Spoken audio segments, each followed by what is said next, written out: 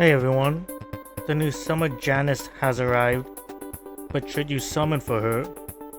Now I've been seeing some discussions in the comments stating that she is mid-tier or weak, or they are not really sure how her skill sets are working, so I'm going to explain on that. So her first skill is a basic attack that has defense break, which is good. And if she's in Defiant Mode, she can attack twice with this skill. Her ultimate gives her an attack buff and gives the entire enemy accuracy down, which is very good because when the enemy has accuracy down, they are most likely to miss or making it more difficult for them to hit you, thus increasing your survivability. Now why she's so good is her second ability.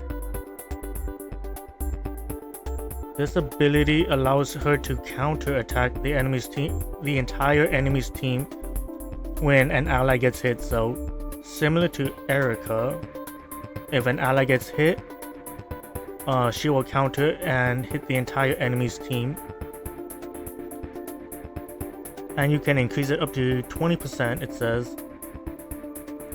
Now, the Defiant buff, the only way to get it is if someone dies. So, it doesn't have to be your teammates, it could be an enemy's teammates as well. So, when anyone dies on the field, she will get Defiant buff for 3 turns. This makes it so she will no longer be at an element disadvantage. Element disadvantage is when she's fighting someone like a green unit like Summertime Petra or Nanokasi. She has a high chance of missing because she has the elemental disadvantage. But with the Defiant buff, it removes that counter, so she no longer is affected by being at a disadvantage when fighting someone with a green element. However, she is not the same as Christmas Mirabelle. Christmas Mirabelle is at a she attacked with advantage, so when Summer Janis attacks, she attacks with neutral, so she's just not affected by the disadvantage. So she won't be doing extra damage, but she will not miss the enemy unless they have some sort of evasion like Nanokasi or Clone Khaleesi or any type of evasion type units. So what this is when she's in Defiant mode, she also ignores all enemies' resistance.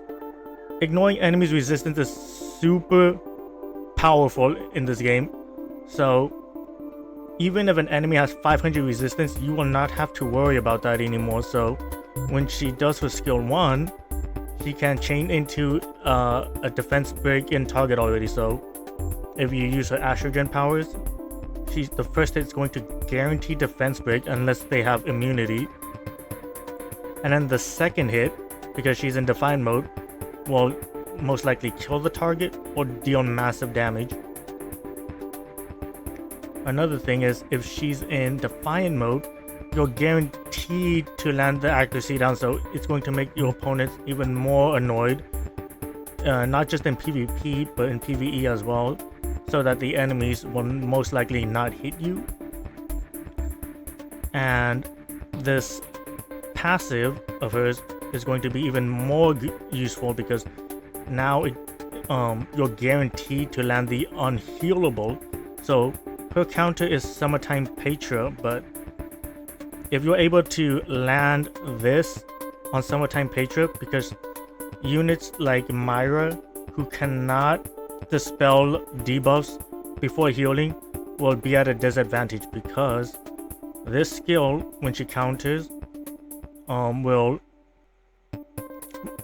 decrease the enemy's buffs by 1, and if they have no buffs, like immunity, then she will also put unhealable on them, causing them to not be able to be healed. So Summertime Petra will no longer be able to heal infinitely because you've just landed the unhealable buff, and she does not have any way to remove the unhealable buff. And if Summertime Janis keeps countering because the enemies are hitting your teammates and this lands off, she will also decrease the revivability. Now, her best teammates to use, if you're planning on just force killing yourself, is Divergent Apathy, and if you want, you could use someone like Clone Joyce or Bernice.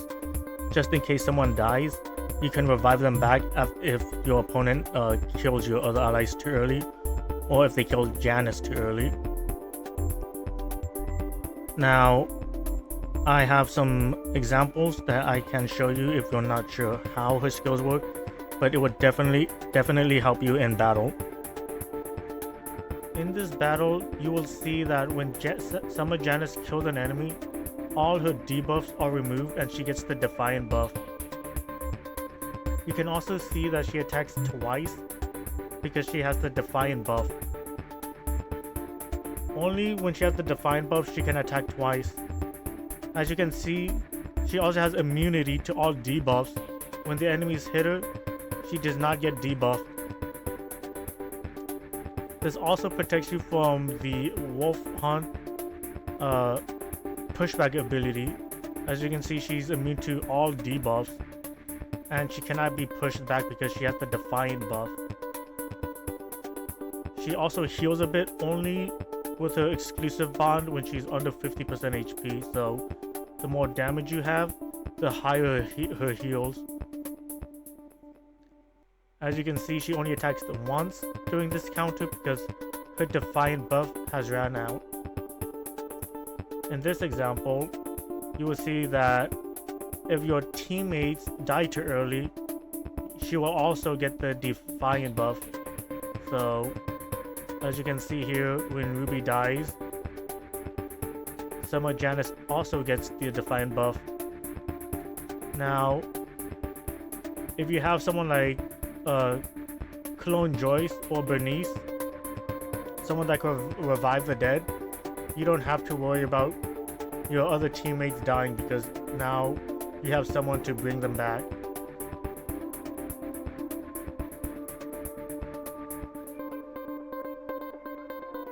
So as you can see, you can bring back someone and still get the Defiant buff. Now in this example, she has the elemental disadvantage. So as you can see, the enemies evade it because she has the disadvantage and she takes more damage. So now she's countering and they also evade. And this one, she crits because she was lucky with the 50-50, but now she has the Defiant buff. The enemies will still do normal damage to her, but now she won't be missing anymore because now she has neutral element. And with Defiant, even if you kill an enemy with the first attack, the follow-up attack will also attack the next enemy, so you don't waste an attack. Now as I use ultimate, as you can see, all the debuffs will land because it's 100% success rate, and it ignores effect resistance, meaning they will always guaranteed get the accuracy down debuff and the defense break.